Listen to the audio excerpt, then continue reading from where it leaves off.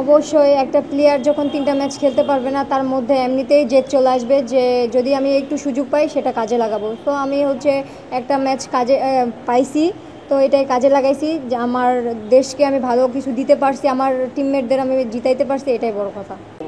অবশ্যই এটা খুব একটা প্লেয়ারের খুব আশা যে সে, আর আমাদের ফরওয়ার্ডদের সবসময় আশা ভরসা থাকে যে আমরা সর্বোচ্চ গোলদাতা হব, বেস্ট প্লেয়ার হব, এটাই থাকে।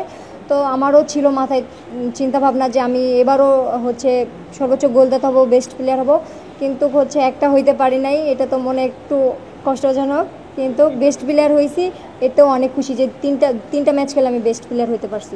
দেশে একটা দুর্ঘটনা ঘটছে, আপনারা তো জানেনই, তো আমরা তাদের জন্য অনেক মন খারাপ ছিল বা খুব কষ্ট করে, এটা একটা কথা, তার জন্য আমরা বেশি উদযাপন করতে পারি নাই। তাদের জন্য আমাদের মন খারাপ ছিল, তার জন্য আমরা বেশি উদযাপন করি নাই। কেউ ছবি তুলি নাই, সবাই এই দুর্ঘটনার জন্য আমরা সবাই মানে চুপচাপ ছিলাম, চুপচাপ হোটেলে চলে আসছি। চাই যে দেশের মানুষ যেভাবে আমাদের সাপোর্ট করতেছে, আর দেশের মানুষ যেভাবে আমাদের পাশে দাঁড়াচ্ছে, খেলা দেখতেছে, যদি এভাবে আমাদের পাশে সবসময় দাঁড়ায়, খেলা দেখে, তাহলে ভবিষ্যতে এর থেকে আমরা ভালো কিছু উপহার দিতে পারবো। ইনশাল্লাহ চেষ্টা করব।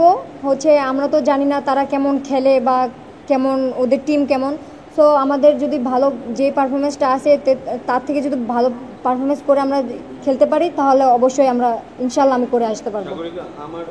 এটা আমার জায়গায় তৃষ্ণা খেলছে, তৃষ্ণাও খেলছে, ও আমার থেকেও আরও ভালো খেলছে, তো 3টা ম্যাচ ওই লিড দিছে, ও ভালো খেলছে। তো আমরা চাই যদি এভাবে আমাদের বিপক্ষে আর একটার পর একটা ম্যান থাকে, তাহলে আমাদের মনে জেদ আসবে, আরও সাহস হবে যে তার থেকে আমাকে বেটার করে আমাকে টিমে থাকতে হবে বা ভালো পারফরমেন্স করতে হবে। তো আমরা চাই যে আমাদের টিমমেটগুলো সব মিলে একসাথে থাকতে চাই, সবসময় এক হয়ে আমরা লড়াই করতে চাই। তাহলে এটা আমি পারফরমেন্স করতেছি, এটা তো আমি বলতে পারবো না যে আমি কেমন করতেছি, এটা সব কোচের উপর নির্ভর। তো কোচের যদি ভালো লাগে, যে কোচের যদি মনে হয় যে আমি ভালো পারফরমেন্স করতেছি, আমাকে বেস্ট 11-এ নামা উচিত, তাহলেই আমি ইনশাল্লাহ ভালো কিছু করতে পারবো। আর যদি না মনে হয়, তাহলে এটা তো আর কিছু করার নেই। অবশ্যই আমার কনফিডেন্স আছে, যদি আপুদের মতো খেলতে পারি না, কিন্তু তার থেকে ভালো পারফরমেন্স করলে ইনশাল্লাহ আপুদের জায়গায় একদিন খেলতে পারবো। বাবা আসতে চাইছিল আমার খেলা দেখতে, কিন্তু ঢাকায় কোনো মানে থাকার জায়গা নাই দেখে আমার বাবা আসতে পারে নাই, আর আমার মাও একটু অসুস্থ ছিল, তার জন্য আমার বাবাকে নিষেধ করছি। তারপর আমার বাবা অনেক খুশি যে 3টা ম্যাচ খেলতে পারি নাই, তারপরেও আমি বেস্ট প্লেয়ার হয়েছি, এটাতে আমার বাবা অনেক খুশি। আপনার 3টে হ্যাট্রিক আছে ইন্টারন্যাশনালে, অনেকগুলো গোল আছে, 3টে হ্যাট্রিকের মধ্যে কোন হ্যাট্রিকে বেশি স্মরণীয়? অনেকগুলো গোল আছে, ভারতের সাথে লাস্ট পর্যন্ত গোল করতেছিলেন, ড্র করছিলেন, কালকে হ্যাট্রিক করলেন, কোন হ্যাট্রিকটা স্মরণীয়, কোন গোলটা স্মরণীয়? ইন্ডিয়ার সাথে লাস্ট মুহূর্তে যেটা গোল করছিলাম ওইটা স্মরণীয় ছিল, আর কালকে যে হ্যাট্রিকটা করছি সেটাই স্মরণীয় ছিল। কোন গোলটা, যে উইনিং গোল নাকি ড্র করা গোলটা?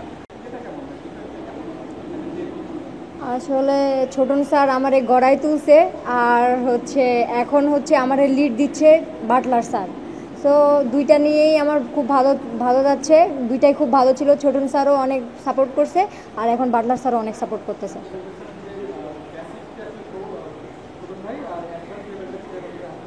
অবশ্যই।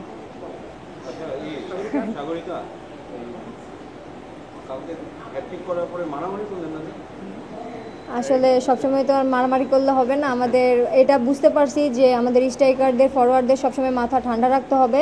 যদি মাথা ঠান্ডা রাখি, তাহলে আমরা ভবিষ্যতে আরও ভালো কিছু করতে পারবো।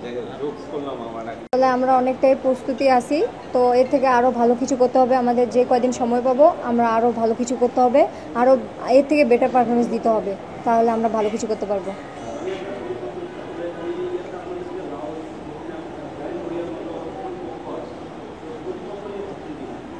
অবশ্যই তাদের সাথে তাদের সম্পর্কে আমাদের জানা নাই, শোনাও নাই, তাদের সম্পর্কে আমরা দেখিও নাই তারা কেমন খেলে।